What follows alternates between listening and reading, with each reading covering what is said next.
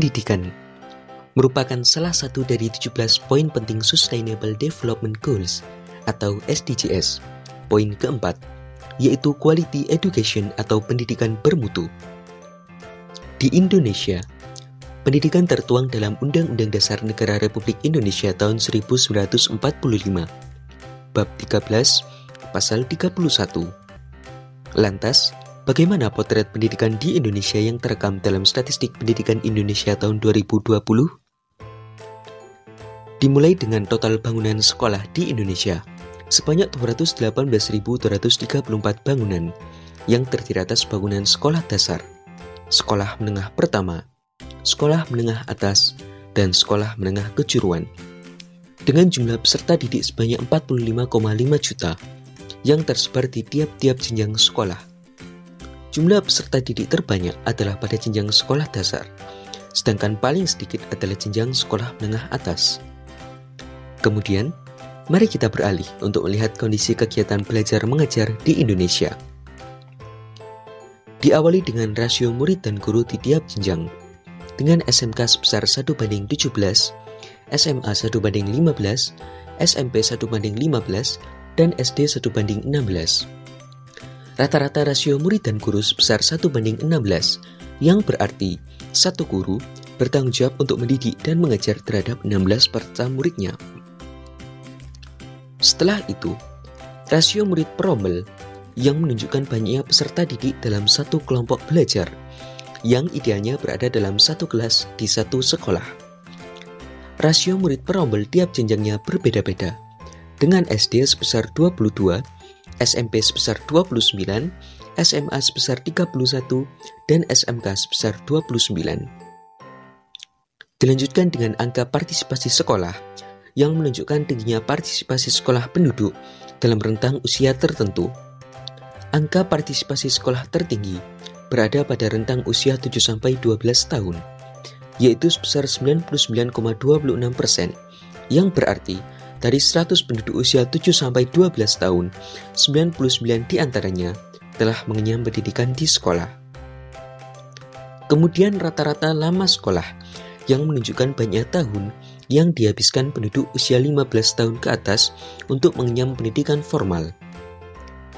Rata-rata lama sekolah secara umum sebesar 8,9 tahun, yang berarti penduduk usia 15 tahun ke atas rata-rata telah mencapai pendidikan hingga kelas 8 SMP. Sedangkan berdasarkan jenis kelamin, maka rata-rata lama sekolah laki-laki lebih tinggi dibandingkan perempuan, dan rata-rata lama sekolah di perkotaan lebih tinggi dibandingkan di pedesaan. Angka melek huruf menginterpretasikan seberapa banyak penduduk di suatu wilayah yang memiliki kemampuan dasar untuk membaca dan menulis. Angka melek huruf penduduk usia 15 tahun ke atas pada tahun 2020 sebesar 96%, yang berarti dari 100 penduduk usia 15 tahun ke atas, 96 diantaranya telah mampu membaca dan menulis. Angka melek huruf di Indonesia cenderung mengalami peningkatan sejak 3 tahun terakhir. Kemudian yang tidak kalah penting adalah akses internet siswa. Akses internet siswa di tiap jenjang pendidikan sangat berbeda. Akses internet siswa terbesar berada pada jenjang pendidikan tinggi, dan paling rendah adalah sekolah dasar.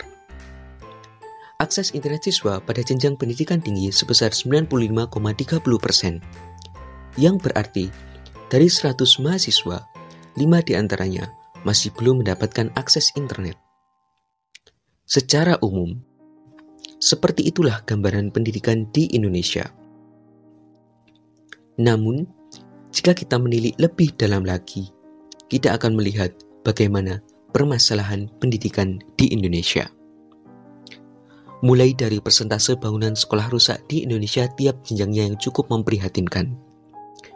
68 hingga 78% bangunan sekolah mengalami kerusakan ringan atau sedang. Di samping itu, 1,5 hingga 7,63% bangunan sekolah mengalami kerusakan berat, baik disebabkan oleh bencana alam, buruknya perencanaan, atau usia bangunan yang sudah tua. Dengan kata lain, lebih dari 70% atau 7 dari 10 bangunan sekolah di Indonesia mengalami kerusakan. Selain itu, pada indikator rata-rata lama sekolah, terdapat gap yang cukup jauh antara penduduk non-difabel dengan penduduk difabel. Penduduk non-difabel memiliki rata-rata lama sekolah sebesar 9,02 tahun, yang setara dengan kelas 9 SMP. Sedangkan penduduk difabel hanya memiliki rata-rata lama sekolah sebesar 4,81 tahun, yang setara dengan kelas 4 SD. Berkaitan dengan akses internet, memang terdapat perbedaan yang cukup tinggi di tiap jenjangnya. Misalkan saja, jenjang pendidikan tinggi dengan akses internet sebesar 95,30%,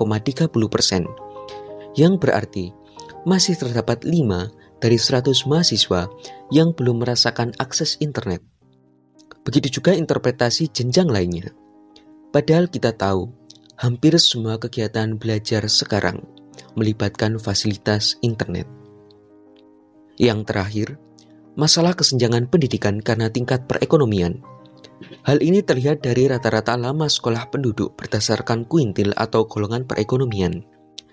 Semakin tinggi kuintil, menunjukkan tingkat perekonomian yang semakin baik.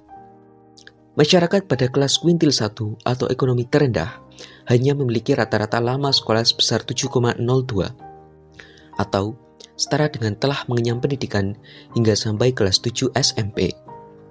Sedangkan masyarakat pada tingkat ekonomi tertinggi atau kuintil 5 memiliki rata-rata lama sekolah sebesar 11,37 atau setara dengan kelas 11 SMA.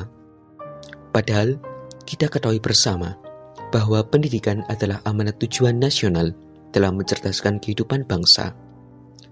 Butuh peran serta dan kerjasama semua elemen, mulai dari masyarakat, tenaga pendidik, hingga pemerintah. Tidak bisa jika hanya bertumpu pada satu pihak untuk menyelesaikan masalah rumit ini. Lantas, apakah kita sudah berkontribusi?